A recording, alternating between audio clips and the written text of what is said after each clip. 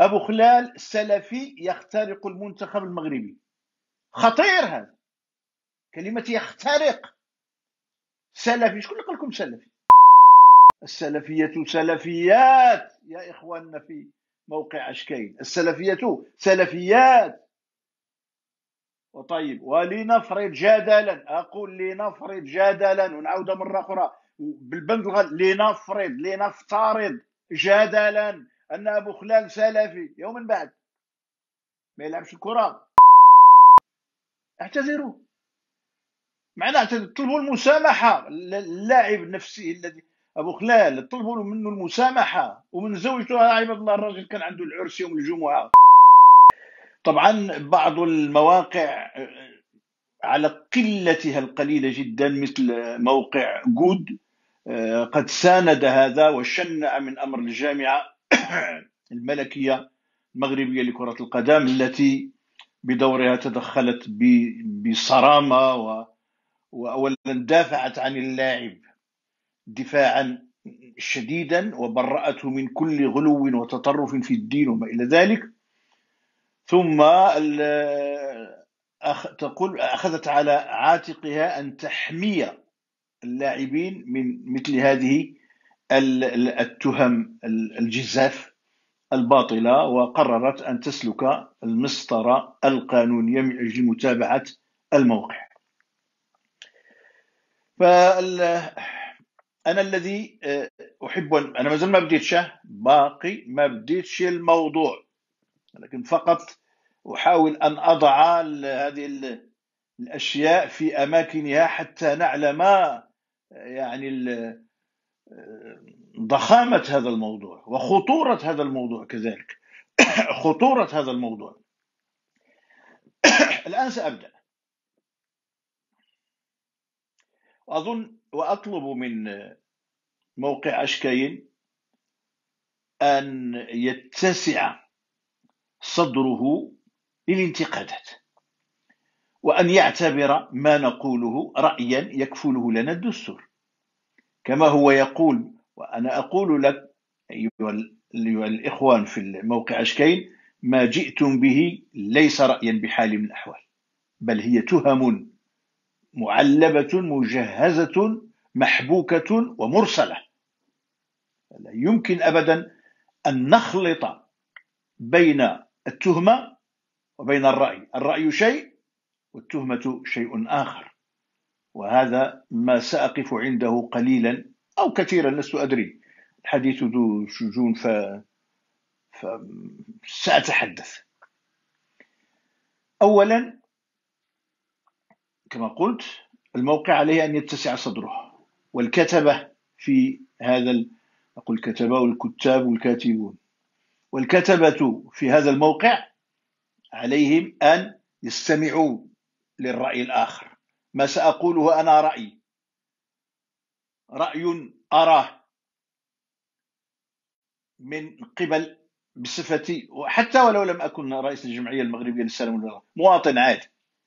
الدستور يكفل حرية التعبير لأي كان، لكن لا يكفل حرية السب وحرية الشتم وحرية التهم. هذه ليست حرية. الرأي شيء والتهمة شيء آخر، والسب والشتم والطعن في الأعراض والشخصنة شيء آخر. هذه الحقيقة الأولى. إذا دعوني أبدأ أقول بأن هذا المنتخب كله بأفرادهم كلهم لا يغيب سلوك أحدهم قيد أنملة عن الأعين المخابراتية الأمنية المغربية الساهرة على أمن 40 مليون نسمة من المغاربة.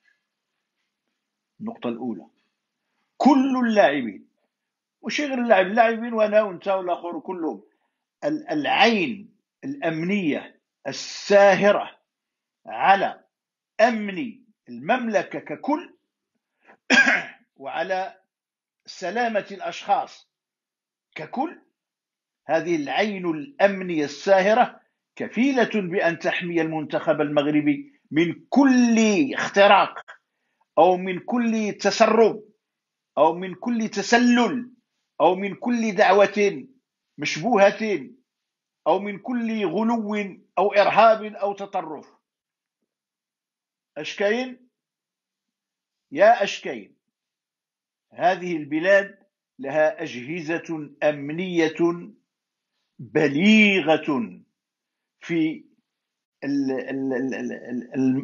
المهنية، ماهرة، ذات حنكة عالية مشهود لها في العالم. لا يمكن أن يلعب عليها هذا اللاعب أو ذاك، هذا الفقيه أو ذاك، هذا الصحفي أو ذاك لا لا لا. هذه النقطة الأولى.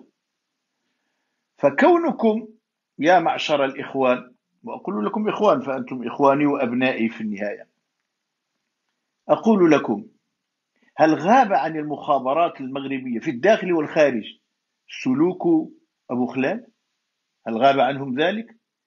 يعني بسم الله ما شاء الله، قبل أن يخترق هو اخترق هو قبل أن يخترق زملائه، فلا شك أنه اخترق كذلك واستقطب من جماعات متطرفة إرهابية وما نعرف ايش. فهل يحدث هذا للاعب المنتخب؟ عندما نقول المنتخب المغربي فنقول شيء يهتم به المجتمع ككل، بل يهتم به العالم.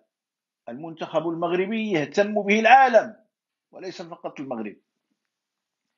فهل يمكن، هل دار في خلدكم هذا يعني هكذا كأنه استخفاف بالأجهزة الأمنية، بحيث غفلت الأجهزة الأمنية، غفلت عن هذا التسريب وهذا الاختراق السلفي بين قوسين المتطرف للمنتخب؟ لا، مش هذا الكوكب، بل هذا اللاعب أبو خلال حسب يدعو جهارا، يدعو جهارا النهار، وقد استقطب فلانا وعلانا وذكر منهم اثنين، وهذا أمر خطير. سبحان الله. وملك البلاد، أعلى سلطة في البلاد، يستقبل هذا المنتخب بما فيهم أبو خلال. يعني هل أنتم أذكى من ملك البلاد؟ أذكى من المخابرات المغربية؟ أذكى من المؤسسات الأمنية؟ أذكى من الجامعة الملكية لكرة القدم؟ زعما هاد الناس اللي يعني كلهم أغبياء وكلهم مغفلون وما شاء الله أنتم هم. هذا المنتخب استقبل من طرف ملك البلاد عاهل المملكة، استقبل بل لا أقول استقبل فقط، بل ملك البلاد أمر باستقبال هذا المنتخب بالشكل الذي رأيناه، بالشكل الذي أبهر العالم، بالشكل الذي أبهر الدنيا. استقبال خرافي، استقبال أسطوري بأمر من ملك البلاد. ورأينا ملك البلاد حفظه الله كيف يستقبل هؤلاء اللاعبين بما فيهم أبو خلال زكريا، ويستقبل الأمهات. والأمهات يعني كما رأينا لهن يعني من مختلف المشارب. أولا كلهم جاءوا من مختلف المناطق في المغرب، واحد من هنا وواحد من هنا وواحد من هنا، هذا ريفي وهذا سوسي وهذا جبلي وهذا فاسي وهذا بيضاوي وهذا من كل المناطق المغربية. المغرب كله شكل هذا المنتخب، أو تشكل هذا المنتخب من كل هذه الروافد، من كل هذه المناطق المغربية. ورأينا صاحبة الشعر العالي، ورأينا المحجبة، ورأينا المنقبة. بسم الله ما شاء الله. ملك البلاد لم يقل لهم ما هذه المنقبة دخل علي، هذا شوفوا عندك يكون عندها شيء. أيوة، من سمح لها بالدخول إلي؟ حتى تعلموا أن ملك البلاد هو ملك للجميع. هذا هو المغرب، هذا هو المغرب. فأمهات اللاعبين وزوجات اللاعبين ونموذج مصغر للمجتمع المغربي. في الشارع هذا هو الشارع، هذه متبرجة، هذه سافرة، هذه ما نعرفياش، هذه منقبة، هذه محجبة، هذه كل وحدة وكيف.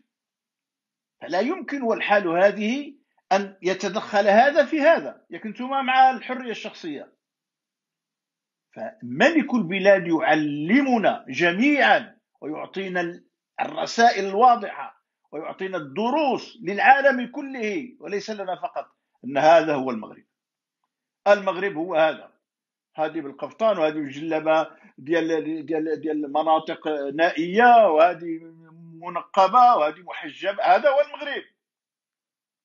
فلا يمكن لك يا اشكاين ولا قود ولا ما نعرف شكون باسم الحداثه او باسم العصرنه او باسم حريه التعبير او باسم الديمقراطيه وكل ذلك تكيفونه على كيفكم من اجل الاقصاء، لا للاقصاء.